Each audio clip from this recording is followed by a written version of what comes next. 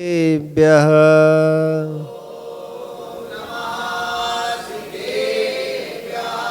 नमः श्रीवर्धमानाय निर्दूतकलिलात्मने शालोकानां त्रिलोकानां यद्विद्यादर्पणाय ते नमो अरिहन्ताळं नमो सिद्धाळं नमो आयरेयाळं नमो अज्जायाळं नमो लोय सब साहुळं। बोलो अनंतानंद सिद्ध परमेष्टि भगवान की 1008 श्री आदिनाथ भगवान की 1008 श्री पार्श्वनाथ भगवान की वर्तमान शासन नायक श्री महावीर स्वामी की परम पूज्य आचार्य भगवान विशुद्ध सागर महामुनिराज की 2.5 दीप में विराजमान 3 कम 9 कोटि मुनिराजों की द्वादशांग जिनवाणी माता की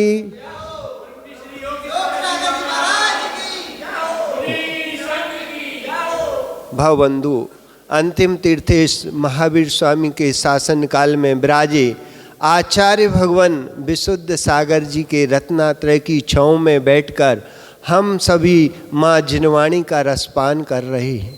यही रसपान हमें मोक्ष का सोपान दिलाएगा। आचार्य भगवान कुलभद्र स्वामी सार समुच्चय में मानव की निरक्षा बता रही है। सम्यक्तम भावेत क्षिप्रम सज्ञान चरणम तथा क्रच्छात सुचरितम प्राप्तम रत्तम याति निरर्थकम।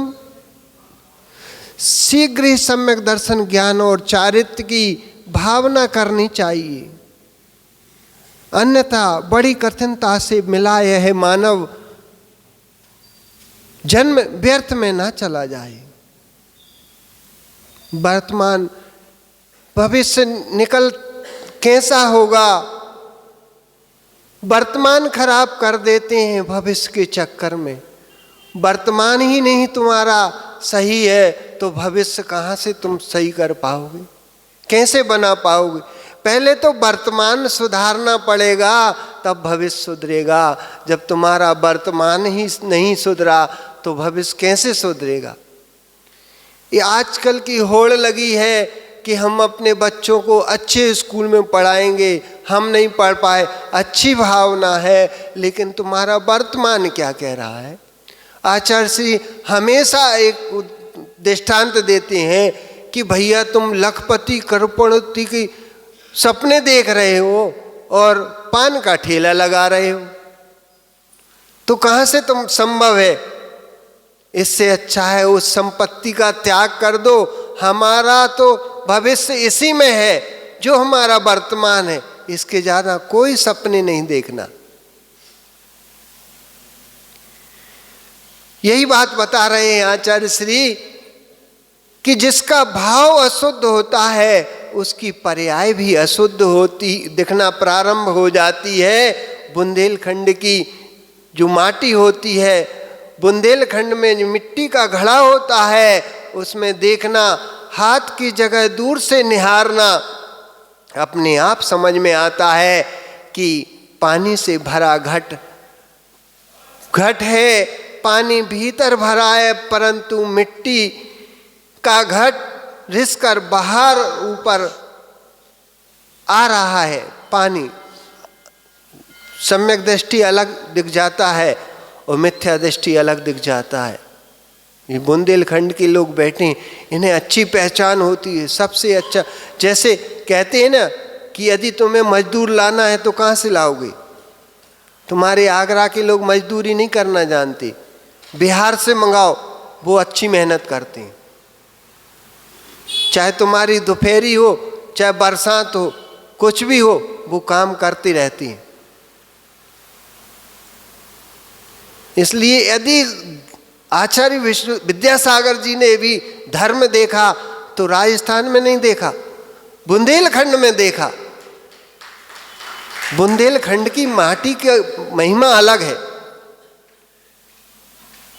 इतने धैर्यवान होते हैं, इतने धर्मात्मा होते हैं, ये मिट्टी का प्रभाव है, वहाँ क्षेत्र का प्रभाव है। सबसे ज़्यादा तुम्हें तीर्थ क्षेत्र मिलेंगे, गांव गांव में मंदिर मिलेंगे पुराने, तो बुंदेलखंड में मिलेंगे। इसलिए बुंदेलखंड वालों की एक अलग पहचान है। जैसे पानी का घट होता है, वो पानी भीतर भरा होता है लेकिन बाहर दिखता है कि इसमें पानी भरा है। वही पानी से रहित घट हो तो दूर से देख लेना कि घट कैसा है। यदि पानी निकल चुका है और खाली घड़ा रखा हुआ है तो आप बोलोगे कि रूखा सूखा है, रूखा सूखा घट है। उसी प्रकार जिसके हृदय से भावों की विशुद्धि निकल चुकी है, उसका चेहरा भी सूख जाता है। संवेग भाव, परिणति का भाव पर्याय में झलकता है, पर्याय में झलकता है। पर्याय में परिणति न झलके ऐसा होता नहीं है। चेहरे पर सब झलकता है, चेहरे पर सब झलकता है। इसलिए पर्याय ही मत देखते रहना, इसलिए पर्याय ही मत देखते रहना। यह सुंदर प्रभु जिसका बनाया गया है, यथार्थ में शिल्पकार रूप प्रदान नहीं करता, शिल्पकार स्वरूप प्रदान करता है। तो नियम से रूप निकलता है, नियम से रूप निकलता है। प्रयोग में आज ही देख लेना यीशु भाई, शमशान में जाकर सामायिक करने बैठ जाना, किसी कैमरे वाले को बुला लेना और कहना कि मैं जैसे ही सामायिक करने बैठूं मेरी वीडियो बना लेना। और थोड़ी देर बाद अपनी बेटी की माँ से के सामने लड़ना झगड़ना, उसकी वीडियो बनवा लेना, दोनों को देखना और कहना कि यह भी मैं हूँ और यह भी मैं हूँ, दोनों में अंतर है, दोनों में अंतर है। यह भी मैं नहीं हूँ, वह भी मैं नहीं हूँ, मैं तो इन सब से भिन्न निराला हूँ। जिस कसाय से वर्तमान की पर्याय विकृत हो रही है, उस कसाय से भविष्य की पर्याय कैसे निर्मल हो सकती है। प्रमाण मानिए, जिस कसाय काशक भाव से मेरा वर्तमान चेहरा ही विकृत हो रहा है, तो भविष्य की पर्याय नियत ही विकृत होगी। जिसका वर्तमान में ही चेहरा बिगड़ गया जिस कसाय भाव से, तो उसकी तो वर्तमान की भविष्य की भी विकृति हो, पर्याय में विकृति आ जाएगी। मूल विषय समझो, भीतर का तेरा जैसा भाव होगा, भविष्य की तेरी पर्याय वैसी होगी। गति बंद का कारण नहीं है, गति बंद का कारण नहीं है। गति बंद का कारण, गति भविष्य को गति देने वाली नहीं है। वर्तमान की गति में जो परिणति चल रही है, वह भविष्य की गति बंद का कारण है। वह भविष्य का कारण बंद का कारण है।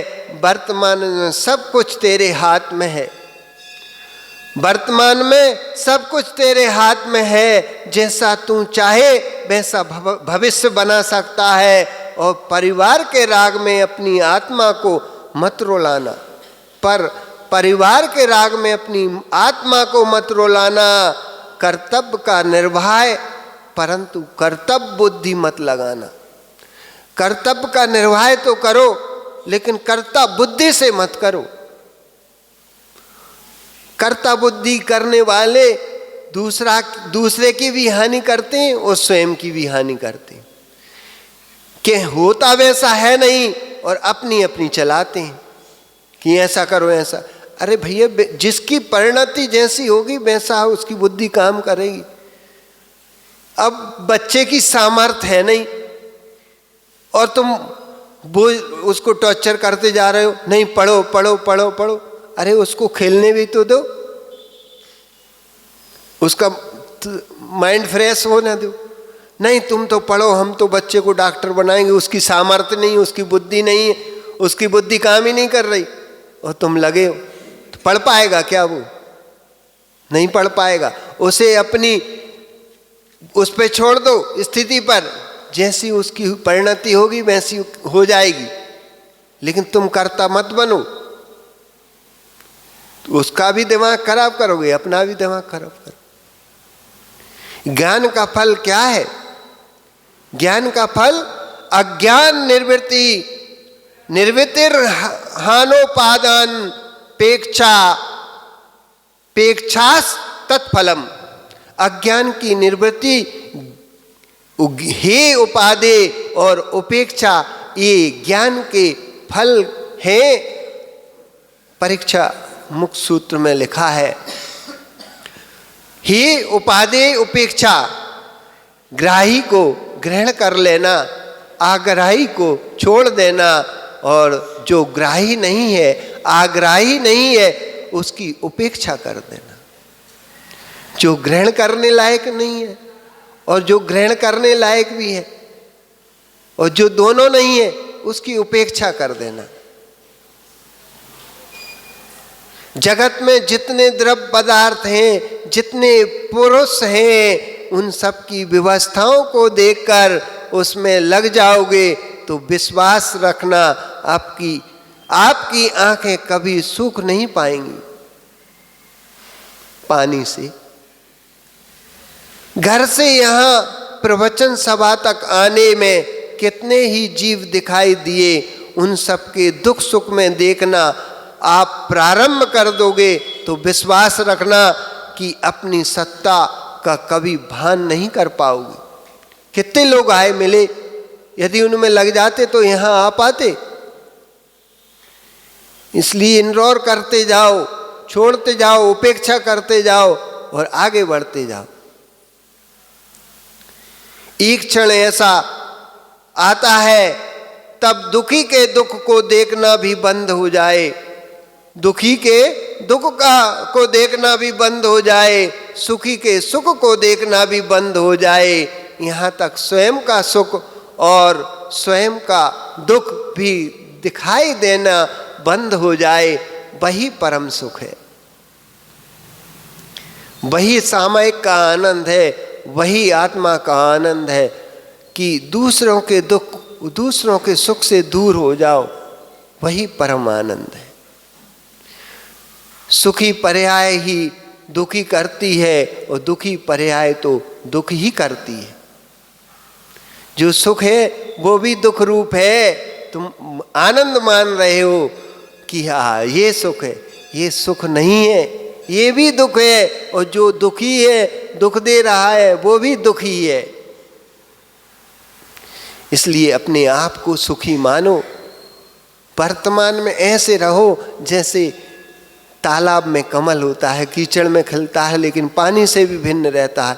ऐसा जीवन जियो तो आनंद आता है, और तुम दूसरों के सुख दुख में आनंद मना रहे हो या दुखी दे रहे हो तो आनंद नहीं आएगा। आनंद तो सब छोड़ने में, उपेक्षा में आनंद है। इसलिए उपेक्षा स्वीकारो, उसी में आनंद है। बोलो परम पूज्य आचार्य भगवान विशुद्ध सागर महामुनिराज की